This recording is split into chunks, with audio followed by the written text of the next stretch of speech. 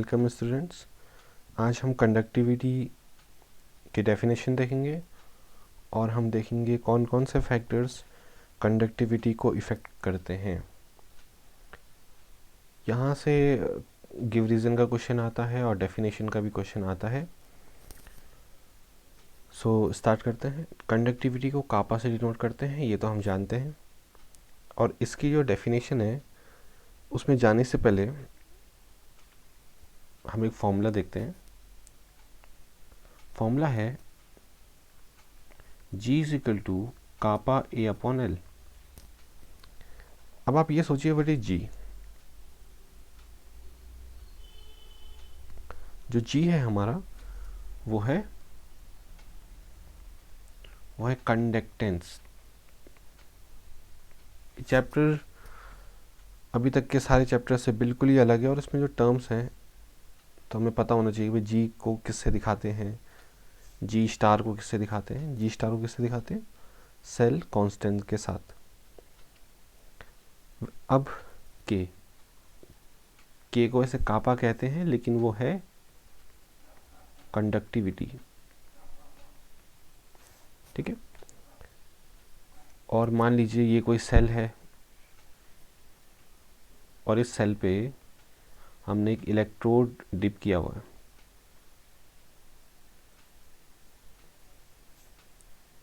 ये एक और इलेक्ट्रोड डिप किया हुआ है।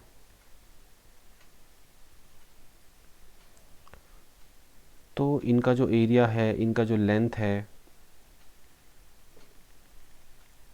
इनका जो एरिया है, let it be 1, suppose 1 metre square या 1 सेंटीमीटर स्क्वायर, तो हमने 1 ले लिया। लेंथ भी हमने ले ली 1 मीटर या फिर 1 सेंटीमीटर। यहाँ पे इक्वेशन में क्या हो जाएगा? इक्वेशन में हो जाएगा कापा, थोड़ा आप होल्ड करना,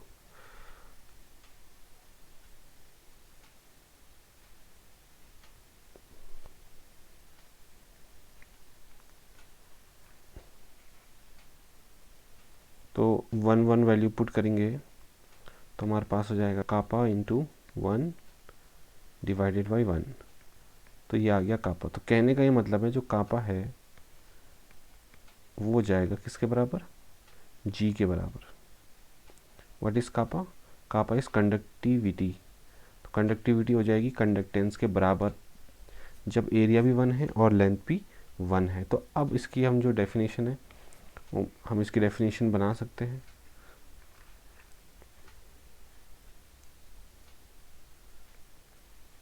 अब देखिए इसकी डेफिनेशन कई बार आती है, हालांकि इस समय तो अब ऑब्जेक्टिव एग्ज़ाम पेपर आएगा, लेकिन फिर भी हमें पता होना चाहिए कहीं से भी ऑब्जेक्टिव पूछ सकते हैं।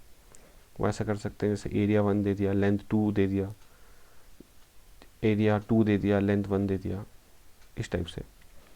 तो सही आंसर होगा एरिया 1 मीटर स्क्वायर और लेंथ 1 मीटर। तो इसकी डेफिनेशन है वो है it conductivity is the conductance. Conductivity is the conductance, ये तो हमने पढ़ा, of 1 unit volume. Volume 1 unit ले ली। सॉल्यूशन वॉल्यूम क्या होता है? वॉल्यूम होगा एरिया इंटू लेंथ। अभी एरिया भी 1 है, लेंथ भी 1 है, तो वॉल्यूम कितना हो जाएगा? वॉल्यूम भी 1 हो जाएगा, ठीक है।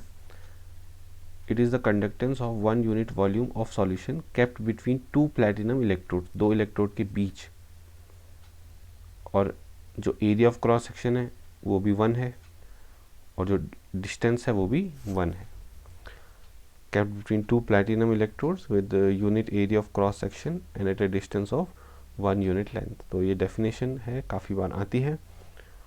और ये है फॉर्मूला कि हमने कैसे उसको किया, इसको आप नोट डाउन ज़रूर करना। तो ये हो जाएगा हमारा G is equal to kappa A upon L, A is equal to 1, L is equal to 1, तो K हो जाएगा हमारे पास G। तो ये हमारे पास इतना हमको याद रखना है कि किस कंडीशन में कंडक्टिविटी कंडक्टेंस के बराबर होगी। अब इसके सेकंड पार्ट में हम आते हैं, वो है फैक्टर्स अफेक्टिंग कंडक्टिविटी, कौन कौन से फैक्टर्स हैं जो कंडक्टिविटी को इफेक्ट करते हैं। तो क्वेश्चन आएगा आपके पास, what are the factors affecting conductivity of a solution for strong and weak electrolyte. ठीक है, तो अब हम इसको समझते हैं। सपोज ये हमारे पास था 1 litre solution, this is 1 litre solution. 1 litre solution में हमारे पास नंबर ऑफ आयंस हैं, आयंस होते हैं ना, तो ये देखिए आयंस है हमारे पास, ऐसे नंबर ऑफ आयंस हैं सपोज 100। ठीक है, सो 1 लीटर सॉल्यूशन में नंबर ऑफ आयंस हैं 100। सपोज ये सॉल्यूशन है मिल्क का, वॉल्यूम कितना है अभी 1 लीटर। अब हमने क्या किया, हमने इसमें पानी मिला दिया 1 लीटर। तो 1 लीटर पानी मिलाने के बाद वॉल्यूम हो जाएगा 2 लीटर, लेकिन नंबर ऑफ आयंस कितने हैं, नंबर ऑफ आयंस मिल्क में अभी भी उतने ही हैं 100। वाटर के आयंस हम काउंट नहीं कर रहे, लेकिन ये जो A+ वाले आयंस थे जो मिल्क के थे, वो 1 लीटर में कितने थे 100, और अब 2 लीटर में कितने हो गए 100। समझ में। So number of ions per unit volume, पहले 1 लीटर में थे 100, अब 2 लीटर में है 100, तो number of ions per unit volume क्या हो गए, कम हो गए। तो जैसे हम पानी मिलाते हैं किसी चीज़ में, तो उसको कहते हैं डिक्रीजिंग कंसंट्रेशन। कंसंट्रेशन हमने क्या कर दिया, कम कर दिया, डिक्रीजिंग कंसंट्रेशन ऑफ सॉल्यूशन। तो ये एक बहुत इंपॉर्टेंट पॉइंट है, देखो आपको समझने में टाइम लग सकता है। जब हम किसी सॉल्यूशन का कंसंट्रेशन कम करते हैं, तो जो आयंस हैं वो भी क्या हो जाते हैं, number of ions per unit volume, volume के हिसाब से कम हो जाते हैं। पहले 1 लीटर में कितने थे 100, अब 1 लीटर में कितने हैं, अब 1 लीटर में है 50। पहले 1 लीटर में 100 आयंस थे, अब 1 लीटर में 50 आयंस हैं। अब आयंस आयंस क्यों कह रहे हैं हम, क्योंकि आयंस ही करंट को ले जाते हैं। Ions is responsible for current, they are charge carrier, they are, उनमें करंट होता है। तो जितने ज़्यादा आयंस होते हैं उतना करंट होगा, कंडक्टिविटी उतनी ज़्यादा होगी, होगा ना, जैसे जितना ज़्यादा उसमें करंट फ्लो करेगा उतनी अच्छी उसकी कंडक्टिविटी होगी।